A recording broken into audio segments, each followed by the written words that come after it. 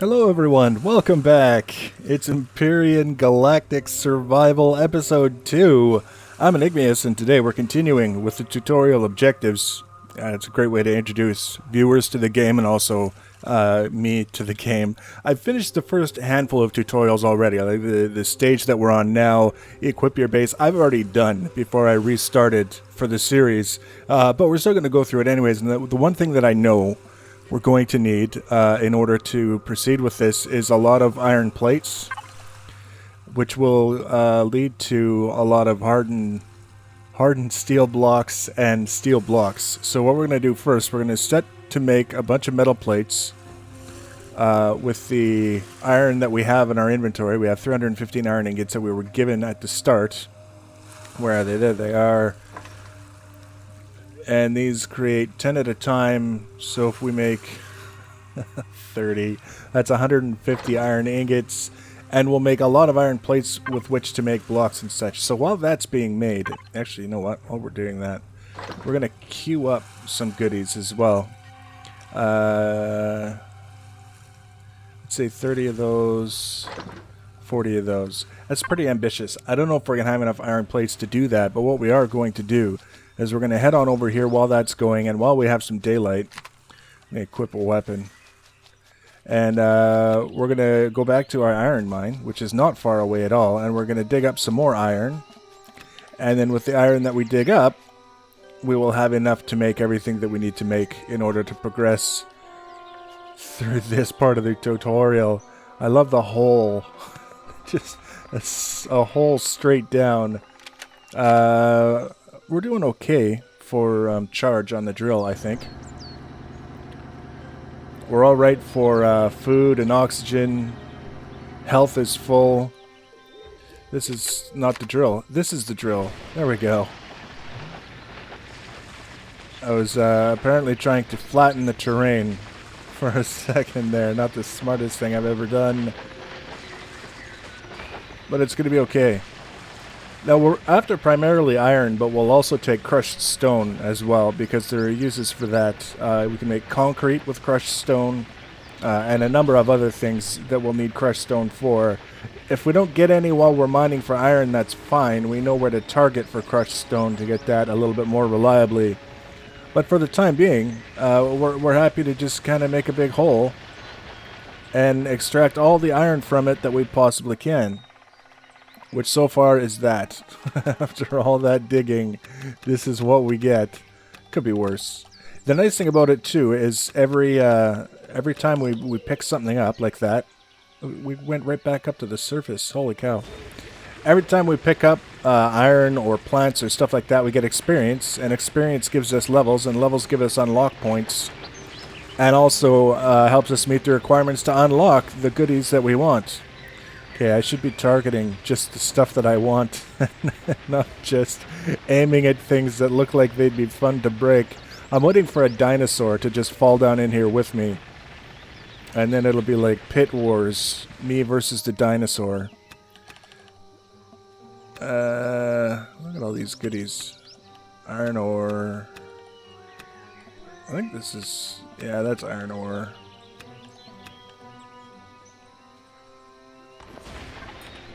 We're up to 259 iron ore total accumulated in this little outing, which is not bad at all.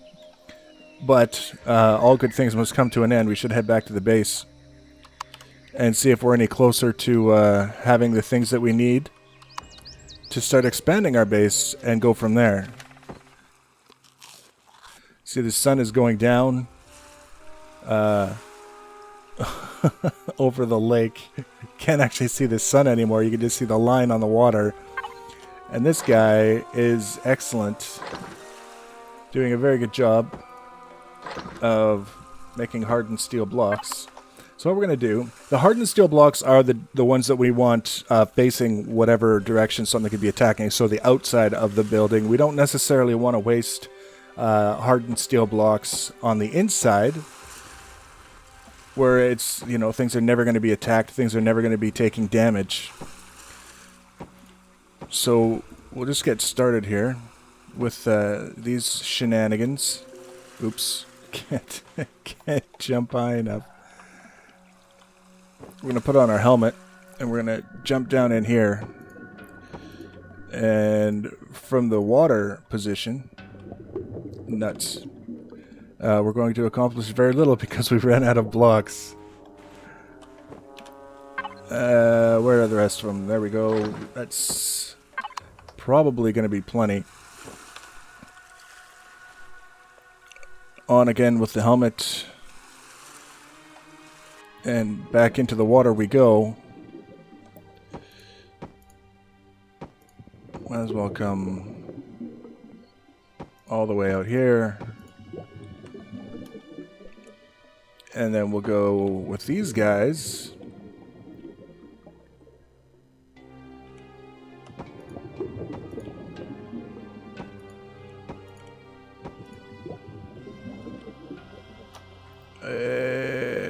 There we go. And of course, now that the sun is going down, it becomes damn near impossible to see what's going on. I'd like to introduce you to my close personal friend. This is the work light.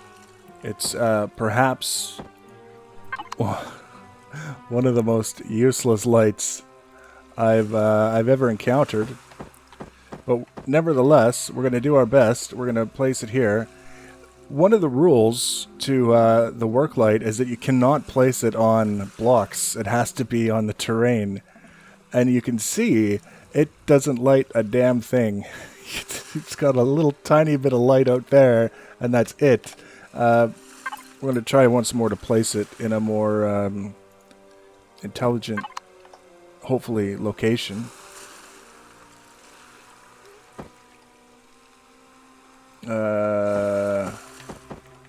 Just want to make sure it's facing the right direction. Yeah, that's still pretty much useless.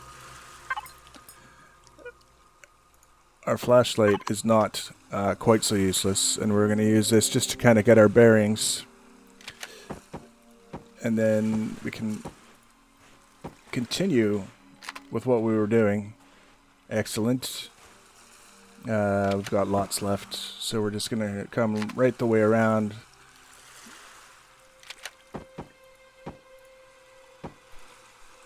And if, oh, did I? Ha! Place it. Despite the fact that the light was there, because the light is sitting on the earth, and the block actually went under the earth. Kind of. You can see, I don't know. So much for can't place it on a block. Wow, I'm just putting everything in the way. Okay, so what we'll do, because our oxygen generator is very much in the way, is we're going to just kind of temporarily ignore it. We'll come back at a later date and build around it. There we go. And now, with our flashlight, we will start here. I was mentioning previously this tendency of survival games to present nighttime as this pitch black sort of thing. And it makes sense from a point of view of just atmospheric, experience. I guess you could say creating an experience for the players. But at the same time, it's also, I can't help but think it's a little bit silly. So what we're doing is we're basically building up the walls out of the hardened stuff, and then the ceiling and the roof will be made out of the hardened stuff, and then everything else will be made out of the lighter stuff. And eventually, we're going to switch over to wood so that we can save our metal for the ships that we're going to build. But for now, we need to get down to the business of building a generator, fuel tank, and a large constructor, and then activating the base, as they say. So this is where the crafting system kind of departs from what some people are used to, and that you have to build all the components and then you can build the thing. At least to start off, you have to do it all by yourself. So for now, we have to kind of go and say, well, all right, we need a small fuel tank, and we've got the materials all ready to make that. That's why it's lit up, so we're going to make that. And then we look at this, and it says, for the small generator, we have the 3 electronics we need, but we also need 12 metal components, 2 capacitor devices, 1 reactor core, 2 control devices, and 2 computers. So, I know for that we're going to need 1, 2, 3, 4, and that'll make the 2 control devices that are necessary to make the computers, and then 2 more control devices to meet the requirements for the generator. We need a reactor core and a capacitor device, which is going to need all kinds of other stuff, a motor and pipes. It's just 1, 2. How many do we get out of this? We get 1 pipes for 2 metal. We're just going to build 10. Motor, metal components, 3 cables, 1 electronics. Was it 1 or 2 motors that we needed? Oh, this is for the reactor core. We're not looking at the right page. 1 motor. And electronics, cables, metal components. These are metal components. We're going to need more metal components, so we might as well make some metal components. And these produce 2 for every batch that we put through, so that'll give us 20. That's not bad. 2 capacitor devices. We've got the motor going, the 2 capacitor devices, reactor core, and metal components, which are being built. That's excellent. So it's a little bit involved. It takes a little bit of time kind of sorting through and figuring out what you've got and what you need, and then building it, and then waiting on stuff to build so that you can finish building it. Metal components. So that's not gonna... There we go. So now I could, you know, if I had better lighting, go wander around and shoot stuff and gather stuff and, you know, do whatever it is I think I feel like doing, but I don't. So we're just going to let this go for a second. And while we do, we'll actually take a look at the rest of what we need. The clone chamber is, it's going to ask us to make a clone chamber, I think, as one of the tutorial objectives. So I don't want to go and make that now. Everything that I need, pipes, electronics, 2 more control devices and 2 computers, metal components and 2 motors for the large constructor. That's not bad. 2 more of those. And then 1, 2, 3, 4, and 1, 2. With any luck, that'll be everything that we need to satisfy the requirements for the tutorial. Oh, that's right, because I'm all the way over by the shenanigan. So this is a fuel tank. We put fuel in it. You might have guessed. And it's necessary, I guess, to have a fuel tank with fuel in it in order for the generator to be able to operate. So that's why we need it.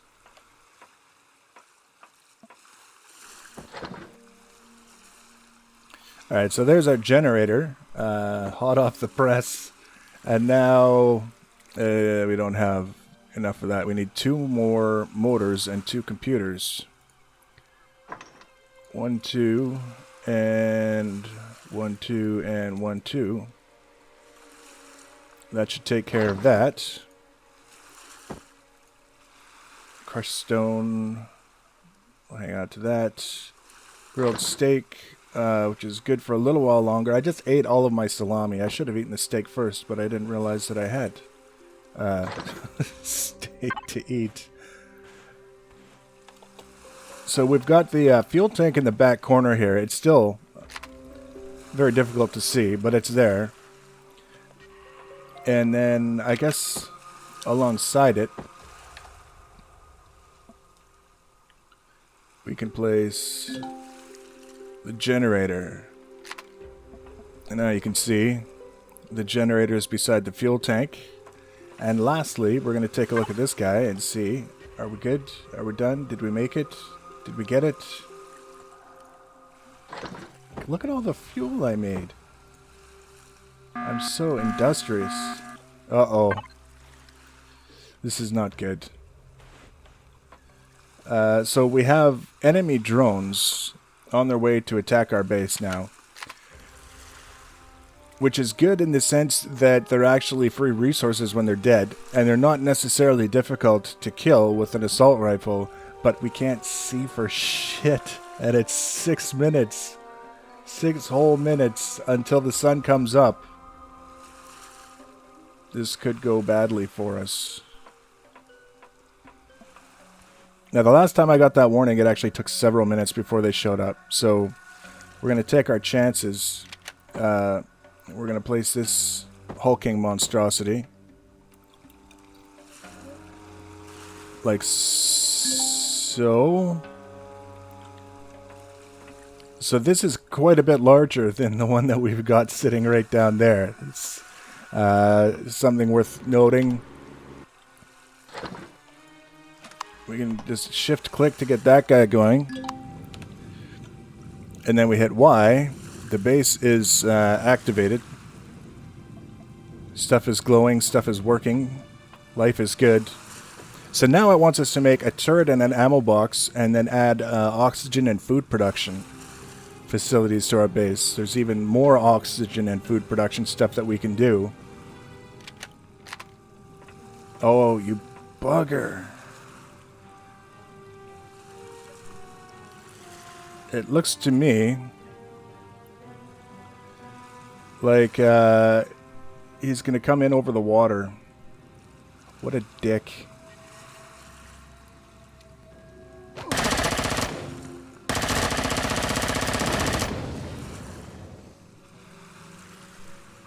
So let's go check out what he dropped for us before it despawns. We're going to put on our helmet so that we can breathe underwater. And I'll switch to the light from the flashlight. The light from the assault rifle is not bad. It's better than nothing, but I still prefer the flashlight for everyday activity. I haven't encountered any bad guys in the water yet. But under no circumstances would I say that that indicates that there aren't any. So it's really well worthwhile to track these guys down after you've destroyed them and loot their chassis, I guess you could say, because lots of components that you now don't have to build. You can just tuck them away for future use in the process of expanding your base or building ships or whatever. So that guy's done, and then the next time, hopefully, the next time we have a drone come in, we'll have a turret on our base. We won't have to worry about it. So, you see here, this guy, and then we can tuck all these things away. Free goodies for everyone, with everyone being me, of course. We're going to put all this away. We'll make some medical stuff from that. We're going to keep all this for now. And we're just going to tuck this away. It's going to go bad before we actually use it, and that's not a bad thing. It's 9 minutes left, I think, before it goes bad. As I was saying... Oh, it's still got the marker on the map for where its chassis is. Anyways, the wreck for the drone is still marked. We'll have to keep that in mind. Next episode... We're going to pick up right where we left off. The drone is done. We don't have to worry about that one for now. We're going to add the turret and the ammo box to our base after we build it up. We're actually going to put the turret and the ammo box on top, so it has the best field of coverage that we can give it in defending our base. Then we'll add the oxygen and food production resources that it wants us to add, the facilities that it wants us to add, and then we'll continue with the tutorial and whatever it wants us to do. I think we're getting close to the part where it wants us to start making a hover ship, which is the part that I didn't get to because the tutorial kind of bugged out on me. So if you want to be notified about the next episode, you can always subscribe to my channel or follow me on social media. Links for social media are always in the information box below the video. Feel free to leave your comments and feedback. Thanks for watching, guys, and take care.